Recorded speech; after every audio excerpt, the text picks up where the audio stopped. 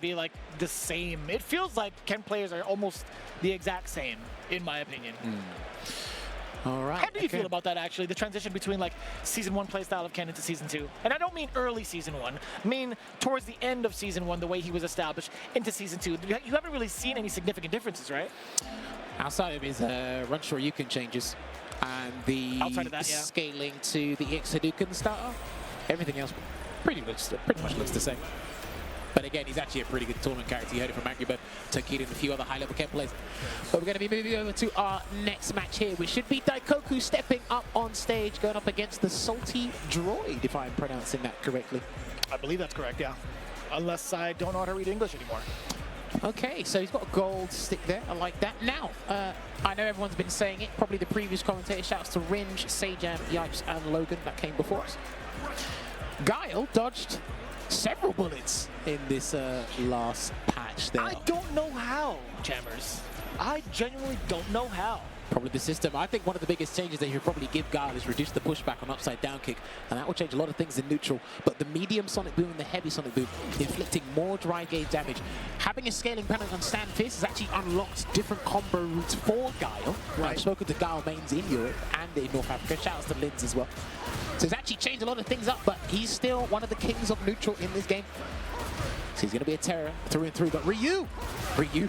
We talk about the amount of changes that people get. RYU was definitely one of the main winners as well, along with Jamie. I think they were almost tied. Almost tied.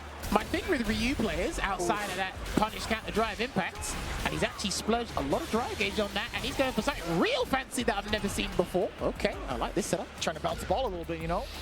The thing is, with RYU players, you can't teach an old dog new tricks, no matter what you give them. And sometimes, I think RYU players do the character a disservice. Because he actually got a huge amount of buffs, especially that Denjin store. That might have been his biggest change. But this is going to be the round, unfortunately. This is the... Oh! Sorry, I didn't mean to do that. Did you... I didn't do anything. Did you see that? I didn't see Droid, the Salty Droid tried to fist bump DAIKOKU for a sick combo, and DAIKOKU was just like, no. Nah. He was like, he smiled, and then he immediately went to like stern face. Oh, what a jump in there from the Salty Droid. And Oh, but not a pickup. I think he wasn't sure about the distance. I think it's guaranteed every single time, but wake up drive reversal does work there. What a side note, too. I wasn't sure of the distance, but you think it's guaranteed every time, because you're right. He might have been not sure, but I'm pretty sure every time you get that certain juggle, you can just drive I hear what you're saying. I definitely hear what you're saying. But what a turnaround, too, from the Droid. There have been so many jump-ins that DAIKOKU has been really, like, annoyed about. If you could only see like the player cam, anytime he's gotten jumped in on, he's been looking so dearly upset. And it's been from sharp angles too. The thing is, for a lot of the players, not just the Japanese players, the first wave of pulls is probably the scariest part, or one of the scariest parts of them. You have no idea who you're going up against. And when they land that jump into a full B&B, or do something like this, you're like, what is going on? Burn himself out, no level 1 at all. Oh wow, that's huge. That's huge. Significant damage to the drive gauge at that, being able to establish the life lead. You could even charge a Denjin if you wanted to from the distance. All he has to do is wait here. And he's not going to do that. Not, yeah. Maybe I was the one overzealous, but Salty Droid. There's his throw. He's got to take another grab and he's out. He should have taken the other throw. Ooh. Because now, I think, if I'm not mistaken, if he's close enough, he might be able to get a button into DI and throw him off. Drive us forward. He got it with the perfect carry. He literally just got that back. What a video game. I thought he had some time left. Oh my god, and he's burnt himself out already. DAIKOKU with the snipe out.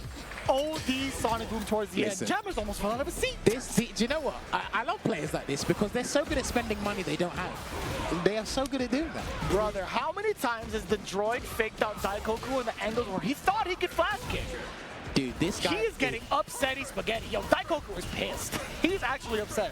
Do you know what? The Salty Droid, he might be my new favorite player. He's living up. He's in Vegas, so he is gambling the whole way through and through, and he doesn't care if he goes into the ring.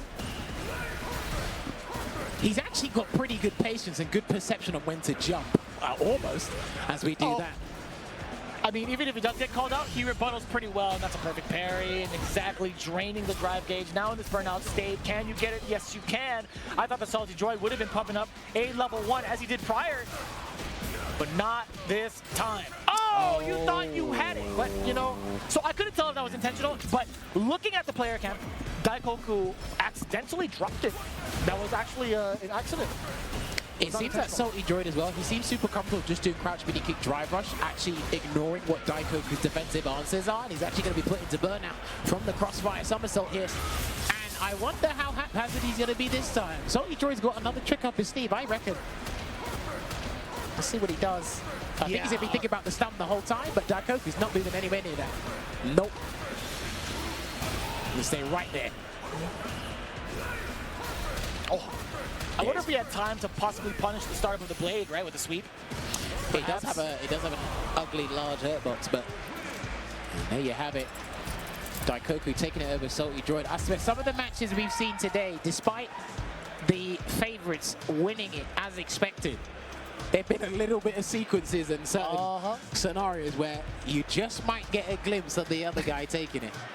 There's been a lot of like random struggles, I feel like, throughout pools. It's been very, very difficult to choose whether or to kind of decipher who's going to be making it out in a clean-cut fashion or who's going to actually get surprised.